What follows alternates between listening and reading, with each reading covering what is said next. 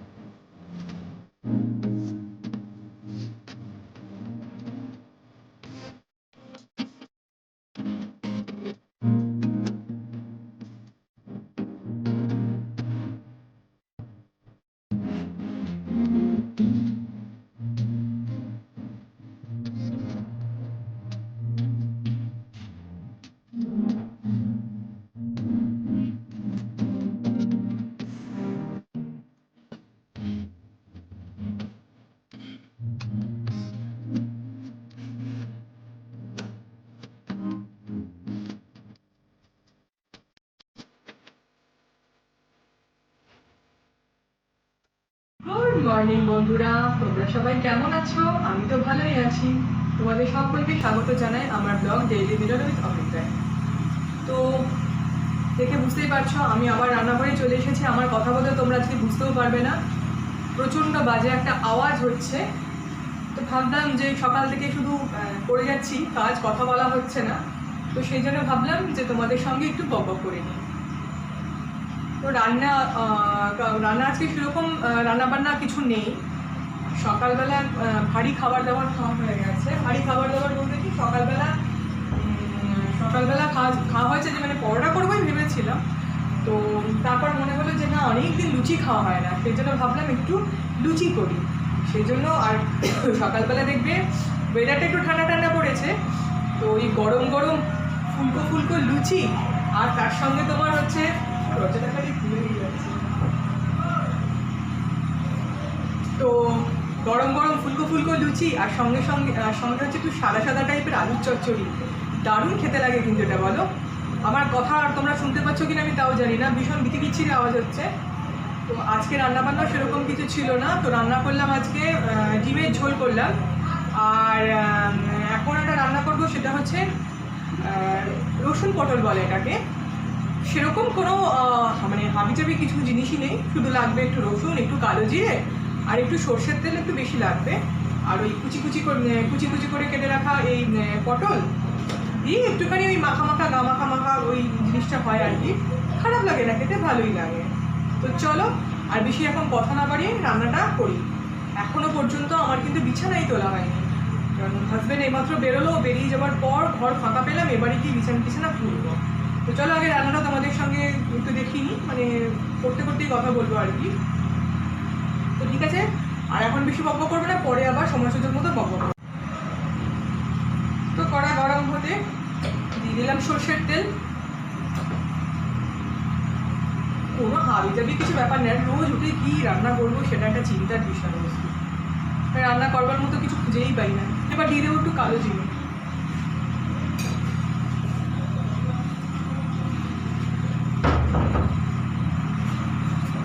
তো আমি এখানে দিয়ে দিলাম একটুখানি কালো জিরে,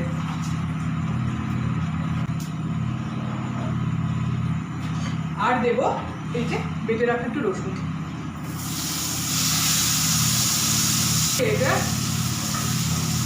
একটু ভাজা করবো, কিছুই হাবিজাবি ব্যাপার না, এটা খুব সিম্পল একটা রান্না, মানে কোনো ঝোঁক খিচাবেলার কোনো ব্যাপার নেই, মানে এটা ভাজাই বলা যেতে পারে, একটা চচ্চড়ির মতো। তেল এর মধ্যে পড়ে না, সেটা একটা পটল এর মধ্যে এবারে দিয়ে দেবো।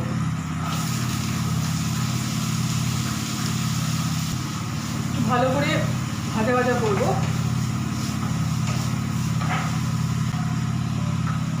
এর মধ্যে দিয়ে দেবো একটুখানি নুনটা একটু অল্পই দেবে, কেন কি দিয়ে দিলাম একটুখানি হলুদ গুঁড়ো, এর মধ্যে একটুখানি কাশ্মীরি লঙ্কার গুঁড়ো। এটা অপশনাল, তোমরা দিতেও পারো নাও দিতে পারো, এটা হাবিজাবি কোনো রান্নাই নয়, মানে জাস্ট একটু রসুন আর একটুখানি কালো জিরে দিলেও হয়, না দিলেও হয়, জাস্ট একটু ভাজা করে পটলের একটা সবজি মানে বলা যেতে পারে। এগুলো তোমার দেখবে একটু শুকনো ভাতে, গরম ভাতে এরকম তরকারি খারাপ লাগে না। মানে রোজ উঠে কি রান্না করবো সেটা একটা মস্ত বড় চিন্তার বিষয়। মানে একটা সময় এই চিন্তাগুলো তাই ভাবি, এই সমস্ত চিন্তাগুলো আমি কোনোদিন করতাম না, এই সমস্ত চিন্তাগুলো মা করতো, তো আমি তখন বলতাম যে কি রোজ উঠে সকালবেলা ওই রান্না কি হবে এই নিয়ে চিন্তা করো। এখন মনে হয় সেটাই আমার জীবনের ঘটছে আর কি, রান্না করবো সেটাই একটা চিন্তার বিষয়। একটা তরকারি করবো একটু তরিবধ করে, একটু জুৎসই করে করবো, মানে আমার দরকার নেই অনেক রকমের তরকারি, 5 রকম 6 রকমের তরকারি, কোনো প্রয়োজন নেই, কিন্তু যে তরকারিটা হবে একটু জুৎসই করে হবে, একটু বেশি জম্পেশ করে রান্না হবে, আমি এটাই পছন্দ করি নিজেও, এবং আমি নিজেও সেটা করি এবং খেতেও সেটা ভালোবাসি। তো এটা বললাম না, যার নিজের ব্যাপার, সবার চয়েস যেমন সমান হয় না, সবার খাবার রুচিও সমান হয় না, এটা ম্যান টু ম্যান ভ্যারি করে, কার চয়েস কীরকম। সবার চয়েস যদি একরকমই হয়ে যেত তাহলে তো প্রত্যেকটা মানুষই একরকম হয়ে যেত, তাই না বলো। তো এটা একটু সেদ্ধ হোক, চাপা দেওয়া থাক, ঢাকনাটা আছে, একটু চাপা দেওয়া থাক, একটু পরে আমি আবার দেখছি। দেখো আমার রসুন পটল অলমোস্ট রেডি, তো এটা আমি এবারে নামিয়ে নেব। দেখো এই হলো আমার রসুন পটল, গরম ভাতে কিন্তু জমে যায় এই খাবার।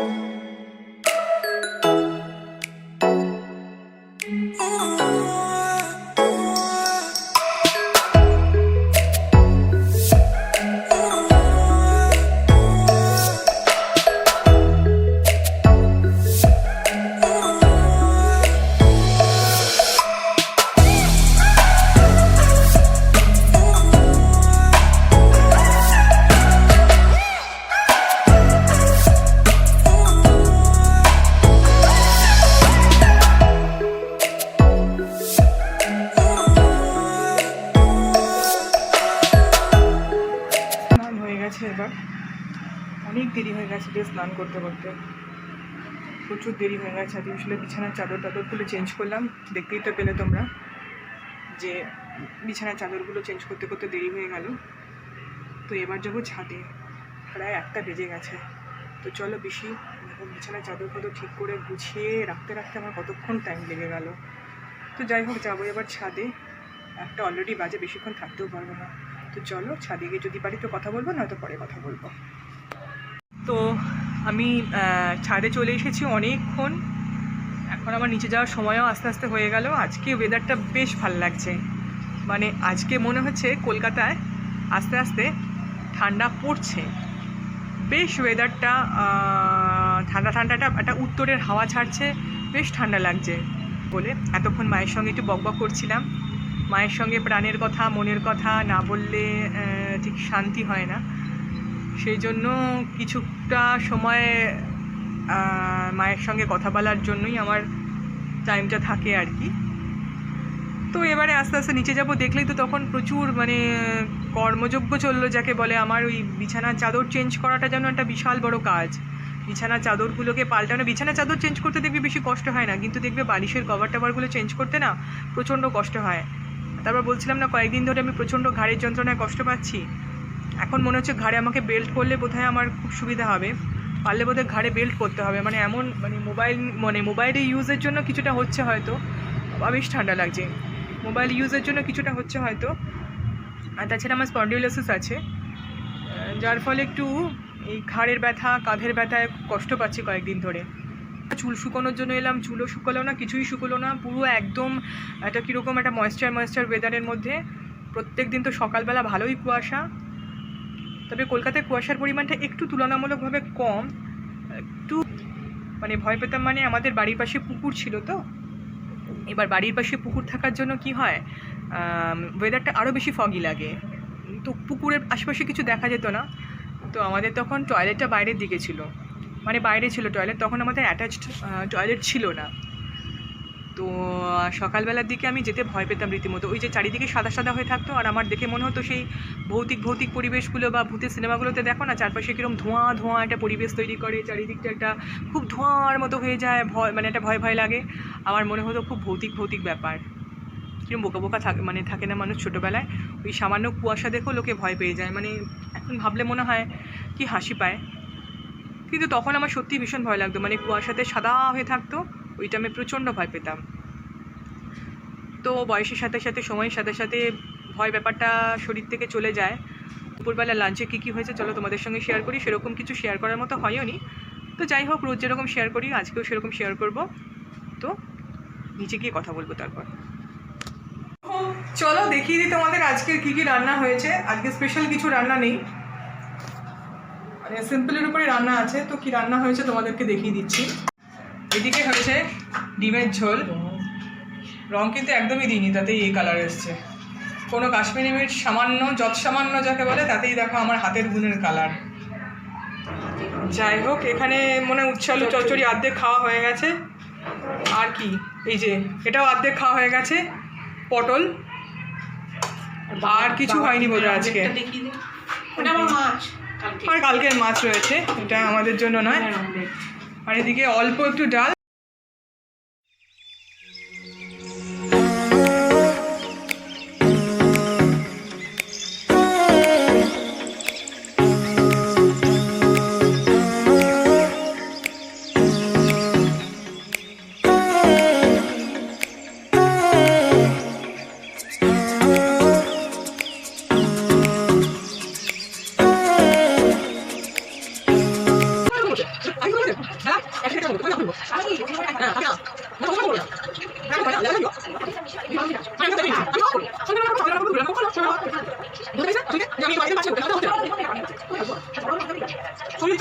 গুড ইভিনিং বন্ধুরা, কি করছো তোমরা সবাই? ঠান্ডাটাকে কেমন এনজয় করছো? আমি তো আজকে ঠান্ডাটা ভীষণ ভালোভাবে এনজয় করছি। কেন কি, কলকাতায় আজকে প্রথম আমি গায়ে দিলাম কম্বল। তোমাদেরকে বলছিলাম না কলকাতায় ঠান্ডা একদমই পড়ে না, কিন্তু আজকে দুপুরবেলা শোয়ার পরে আমার এত কাঁপুনি শুরু হলো যে আমি আর কম্বল না দিয়ে পারলাম না। মানে শীতের প্রথম কম্বল আজকে আমার গায়ে উঠলো। এতদিন পর্যন্ত খুব আফসোস করছিলাম যে সবাই ঠান্ডা ঠান্ডা পাচ্ছে, আমরা কেন ঠান্ডা পাচ্ছি না। কিন্তু এখন আমরাও ঠান্ডাটা উপভোগ করতে শুরু করলাম, এই সবে শীত পড়লো। এখনই তো শীতকাল, এরপরই তো শুরু হবে নানান রকম পিঠে পুলি খাওয়া। পিঠে পুলি যে খেতে আমি খুব ভালোবাসি তা কিন্তু নয়। আমি কি বলতো, পিঠে পুলি ওরকমভাবে বসে বসে এক বাটি বসে বসে খাওয়া আমি ঠিক পছন্দ করি না। আমার মনে হয় ঘুরতে ফিরতে খাবো। আর ওই আমি বেশি ভালোবাসি ওই পাটিসাপটাটা আর দুধ পুলিটা, এটা আমি খুব, এই দুটো আমি খুব বেশি পছন্দ করি। আর একটা জিনিস খুব ভালো লাগে যেটাকে বলে ওই যে আমাদের মানে আমার বাপের বাড়ির দেশে ওটাকে বলে ধুই পিঠে। আমার ঠাকুমা বানাতেন ওই, কি বলে ওগুলোকে আমি জানি না, ওগুলোর অন্য কোনো নাম আছে কিনা। অনেকটা ওই নারকোলের মালার মধ্যে ওই উপকরণগুলো দিয়ে ওই তোমার ওই ভাপে হাঁড়ির মধ্যে বসিয়ে দেওয়া হয়, ওটাকে বলতো ধুই পিঠে। আমি জানি না অন্য কোন দেশে কি নাম বলে এগুলো। খুব ভালো লাগতো খেতে।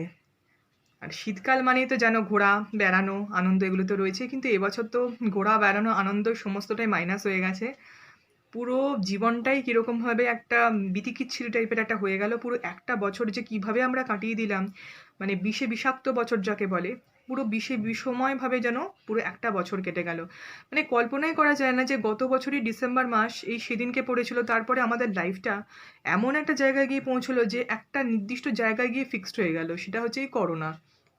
মানে করোনা আমাদের লাইফটাকে টোটালি পুরো শেষ করে দিয়েছে। আমাদের লাইফ বলো, আমাদের কেরিয়ার বলো, আমাদের জীবনযাপন, অর্থনীতি সমস্তটাকেই শেষ করে দিয়েছে। এবং কত মানুষকে আমরা হারালাম বলো তো এই করোনাতে।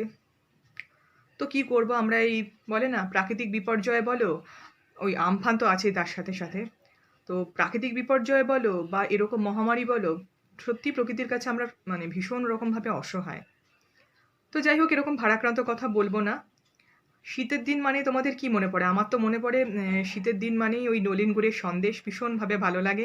আর আমি মানে সন্দেশ খুব একটা পছন্দ করি না, কিন্তু শীতের সিজনে নরম নলেন নলেন গুড়ের সন্দেশের কথা তো শীতের শুরুতে মনেই পড়ে। আর শীতের শুরুতে মনে হলেই মনে পড়ে ওই বেড়াতে যাওয়ার কথা। আর একটা জিনিসও খুব ভালো লাগে শীতের রাত্রেবেলা ওই গল্পের বইয়ের মধ্যে ভূতের গল্প পড়া, এটা তো ভীষণ ভালো লাগে। কিন্তু গল্পের বই সে তো কোথায় উধাও হয়ে গেছে। গল্পের বইয়ের পাঠ তো কবেই চুকে বুকে গেছে এই মোবাইলের দৌলতে, এই সমস্ত তো কবেই আমি চুকিয়ে দিয়েছি। এখন সেই নেশাটাও চলে গেছে, সেই ইন্টারেস্টটাও পড়ে চলে গেছে। কিন্তু এই ভূত বলো, আম, অলৌকিক জিনিস বলো, এগুলোর প্রতি বিশ্বাস কিন্তু আমার এখনো প্রচণ্ডভাবে রয়েছে। যে যাই বলুক, কেউ বিশ্বাস করুক আর কেউ বিশ্বাস না করুক, কিন্তু আমি মনে করি যে এই সমস্ত জিনিসগুলোর কিন্তু অস্তিত্ব আছে, প্রচণ্ড রকমভাবে অস্তিত্ব আছে। আর এই যে আমি বলছি না, এই আমি একাই ঘরে বসে আছি, এতেও কিন্তু আমি কিন্তু ভেতরে ভেতরে কিন্তু আমার ভয়, আমার কিন্তু গায়ে হাত পায়ের কিন্তু লোম খাড়া হয়ে যাচ্ছে। মানে আমি একদালে বোঝো আমি কতটা সাহসী একটা মানুষ। মানে আমার নিচে শ্বশুরমশাই আর শাশুড়ি মা আছেন, কিন্তু আমি উপরে একাই রয়েছি। তো আমি যে তোমাদের সঙ্গে এই গল্পটা বলছি, মানে যে বলছি বিশ্বাস মানে এই সমস্ত জিনিসের অস্তিত্ব আছে, আমার কিন্তু তাতেও ভয় লাগছে। রাত্রেবেলা যদি একটু কুকুর ডাকে তাতেও আমার ভয় লাগে, রাত্রেবেলা যদি একটু বিড়াল কাঁদে তাতেও আমার ভয় লাগে। মানে আমি একটা অত্যন্ত সাহসী টাইপের মানুষ। মানে হাজব্যান্ড যখন অনেক সময় অফিসের কাজে বাইরে থাকে, তো তখন আমি একাই শুই, সাহস করে একা শুই, কিন্তু আমার একটু মনে মনে একটু ভয় ভয় লাগে। জানলা টানলা বন্ধ করে আষ্টে বৃষ্টি, এখন তো শীতকাল বাদই দাও, কিন্তু গরমকালে জানলা টানলা সমস্ত আষ্টে বৃষ্টি বন্ধ করে তারপর আমি শোবো। তো এর মধ্যে আবার হাজব্যান্ডের বাইরে যাওয়া আছে। তো এই গল্পগুলো এখন করছি, তো পরে মনে হবে যে গল্পগুলো করলাম আমাকে কিন্তু আমার একা একা শুতে হবে।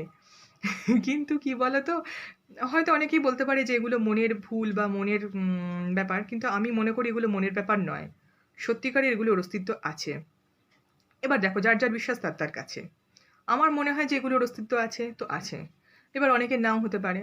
আমি এগুলো মানে ডাইরেক্ট ফিল করেছি বলে বলতে পারবো না, কিন্তু আমার মধ্যে কিছুটা এই ফিলিংস এসেছে। মানে আমি যখন হাজব্যান্ডের কর্মসূত্রে দুর্গাপুরে 1 বছর মতো ছিলাম, তো তখন আমরা যে বাড়িটায় ভাড়া থাকতাম সেই বাড়িটার মধ্যে কিছু এই অতিপ্রাকৃত জিনিসগুলোর অস্তিত্ব আছে বলে আমার মনে হয়েছিল। এবং আমি ফিল করতাম যে ঘরের মধ্যে বোধহয় কিছু আছে, কেউ আছে। আমি ওখানে একাই থাকতাম, মানে হাজব্যান্ড সকালবেলা বেরিয়ে যেত, রাতে আসতো।